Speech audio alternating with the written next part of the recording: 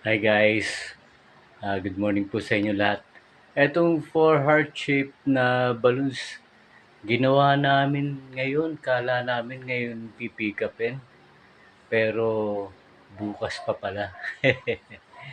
Anyway, malakas pa naman siya, ganyan pa rin kalobo. Eto nga pala, meron kami rito ito yung ginamit namin na birthday balloons sa aso namin, si Coco.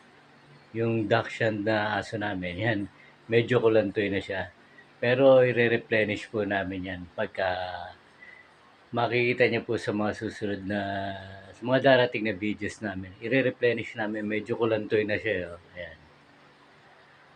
Ito, kala namin talaga ngayon pipick upin.